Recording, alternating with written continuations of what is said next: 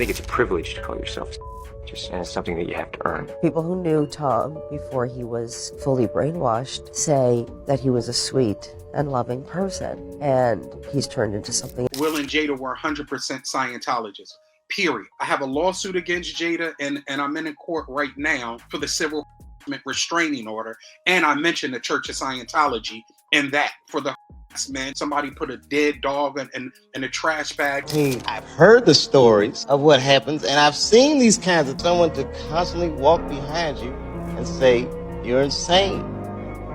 Have you ever thought about how all those celebrities stay young? And no, I don't mean surgeries, but it is like they are all reversing their age, and that results allegedly comes from an underground liquid that is very, very shady. Well, here's where it all connects. Ever since the early 2000s, Scientology has been allegedly trying to bring in more black celebrities, but not just anyone, rich, famous entertainers. And the idea was to make themselves look better. And here's the weird part. Word is they even tried to recruit Dave Chappelle right after he turned down that $50 million deal and escaped to Africa. Some people say that when Dave tried to break away from Hollywood's influence, he became a target. Now, Scientology and Hollywood have always been deeply connected, and allegedly, Hollywood handlers are trained by the Church of Scientology on how to keep celebrities under control. So there was this old website called ChapelleTheory.com that claimed there was this secret group of powerful black figures in Hollywood called the Dark Crusaders. And according to the site, they pressured Dave to fall in line, and they allegedly threatened to go after his family if he didn't cooperate. But that's not all. When Dave returned from Africa and went on the Oprah show to talk about what made him run, he claimed there were people sent to convince him he was crazy, and these people even tried to put him on antipsychotic medication. So I got ahead of schedule,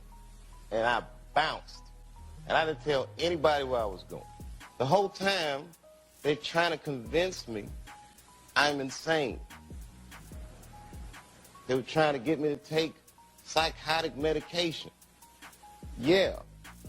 Like I'm sitting around, I was stressed out, but the people that were telling me I was insane, I believe that they knew what was going on. So, this was troublesome. Yeah. I said, I'm not taking this medicine, man, because I know these people be trying to control you or maybe discredit you. I was afraid, But you were stressed out. That's there's why. no question. But it's very stressful for someone to constantly walk behind you and say. And then Dave also revealed that when he refused to take the meds, they tried to mess with him psychologically, using different tics to drive him insane. Oh, hey, how about this? I showed up to work the first week, and where my office used to be, they built a wall there. Why? I didn't know why. But it came out later that they were like, well, they said you wanted it. I don't want to be walled up at the office.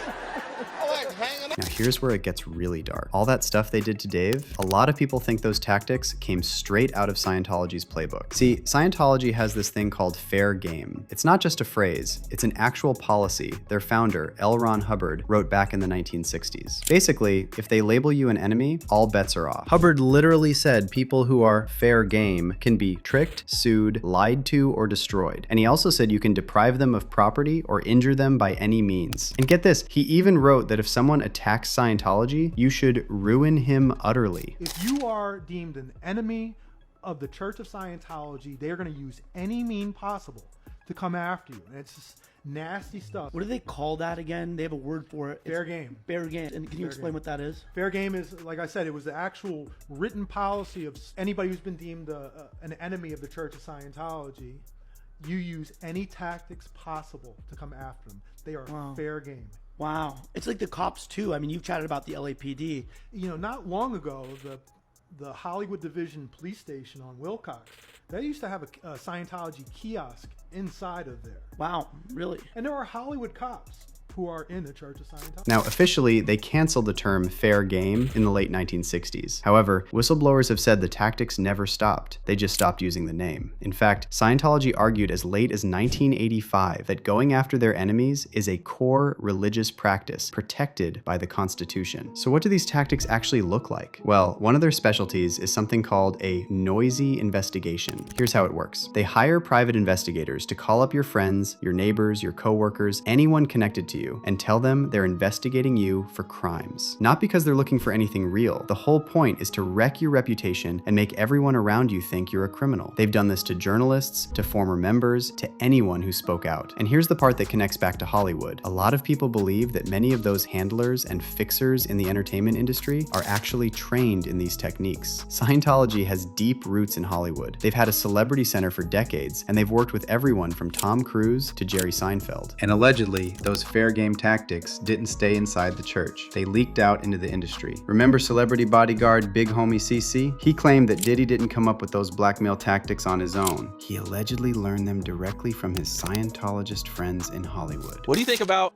them accusing Diddy of having cameras in his house so he can record celebrities and politicians and use it as blackmail? I firmly believe that's true because in that sector of people, a lot of them practice Scientology. And Scientology, that was their thing. They would get people in compromising positions. They'd hold that footage over their head and get them to agree to things. I think he one of them Scientology people, bro. Because that's probably where he got that from. A lot of powerful guys operate like that. So the things I'm seeing with him, it all makes sense. And then Jaguar Wright also stepped in and said the same thing, alleging that there's a real connection between Scientology and this rumored secret society of powerful Hollywood elites. Why didn't they ask Leah Remini? She's a little more credible. But then again, she might have been able to pull some of their cards because a lot of them motherfuckers is involved in that Scientology bullshit too. Right into the corner where Biggie was killed. I was just there. Literally. And that building, it's this big, gaudy, Masonic looking thing. You know, it's all right, architecturally wise. But what gets really interesting about it is when the sun goes down, they turn the lights on, blood red, pure blood red. The whole building glows in pure blood red. I don't know, it just feels disturbing to me. You put this thing up that looks like some kind of Masonic monument where Biggie Smalls was shot to death. And at night, you thought that the color should be blood red. You spoke about Scientology. Yeah. Does that have to do with anything with the Illuminati, or is that this separate entity? They're separate entities, but they work in tandem. Right. They spy on each other's people for each other. Right. You know, if they don't want to make it look like they're stalking one of their, you know, defectees, they'll ask somebody from TMZ to do it for them. Oops, I'm sorry, I didn't mean to say that out loud, allegedly. Harvey. They farm it out, make it seem like it's just paparazzi stuff when they're actually doing investigation. And Scientologists, they're relentless. A lot of people farm out their gaslighting work to them for a profit. That's LA. So when someone like Dave Chappelle starts acting out, refusing to play the game, walking away from $50 million, they know exactly how to pressure him, isolate him, and make him look crazy. That's the playbook they run on people who step out of line. But here's where it gets even weirder when you look at what Scientology actually claims to believe versus what they do. See, Scientology has this whole public image where they say they're totally against psychiatry and against medication. They have that museum in LA, the Psychiatry and Industry of Death Museum, which is funded by the church. They blame psychiatrists for everything from World War I to 9/11, and they even make their members sign contracts saying they'll refuse psychiatric care no matter what anyone says. Remember Tom Cruise's infamous rant against medication? He arrogantly criticized Brooke Shields for using antidepressants to treat postpartum depression. Here's the problem. You don't know the history of psychiatry. I do. All it does is mask the problem, Matt. And if you understand the history of it, it masks the problem. That's what it does. That's all it does. You're not getting to the reason why. There is no such thing as a chemical imbalance. So postpartum depression to you is Matt, kind of a little psychological gobbledygook? No, I did not say that. I'm just asking, what would you call it? Matt, that is now you're talking about two different things. But that's what she went on the antidepressant for. But what happens, the antidepressant, all it does is mask the problem. There's ways of vitamins and through exercise and various things. I'm not saying that that isn't real. Now, can we talk for a second about how reckless this was? Postpartum depression is a serious, sometimes life-threatening medical condition that affects millions of new mothers. And by dismissing antidepressants, Tom was basically encouraging vulnerable mothers to reject life-saving treatment. But here's where the hypocrisy gets even crazier. On the surface, Scientologists are completely anti-medication, anti-mental health treatment. But here's the thing, people don't talk about enough. Dave Chappelle himself said that when he was going through all that craziness, they tried to convince him to take antipsychotic medication, and he didn't even need those meds. He wasn't crazy. So think about that for a moment. An organization that claims all problems are spiritual and that medication is evil allegedly tried to get Dave Chappelle on psychiatric meds. Why? Because it would make him easier to control. It would make him seem unstable. It would discredit him if anyone believed he was having mental health issues. So they're not really against meds. They're against you controlling your own treatment. There's a difference. And then you've got the other side of it, the rumors about how some of these Scientology celebrities seem to age differently. Let's look at Tom Cruise. The guy's in his 60s and still looks like he's in his 40s. And then Jada Pinkett Smith has been linked to Scientology for years, and people have noticed she doesn't seem to age normally either. She's also pushing 60 but looks years younger. And yes, in her case, melanin helps, but that's not the only reason. Then there is Beyonce too. She has been looking the same since the last 30 years. The rumors say the Church of Scientology has access to certain substances, not the psychiatric meds they publicly hate, but other things, experimental stuff, anti-aging compounds, things that aren't exactly FDA approved, if you know what I mean. And if you watch the movie The Substance with Demi Moore, you know what I'm talking about. Rumor has it that this was inspired by a real substance that regular folks don't have access to. The substance is real. How do you explain that Lindsay Lohan looked like this before and now she transformed into this? What do you say about Madonna? She completely became a different person. Christina Aguilera exploded the news. And what do you say about Adele? It speaks for itself. This doctor over here reveals what the substance is, so please listen very carefully before they delete this video. Most people, especially young people, probably don't realize that they're walking around right now in about 55%, maybe 60% of their true state of normal.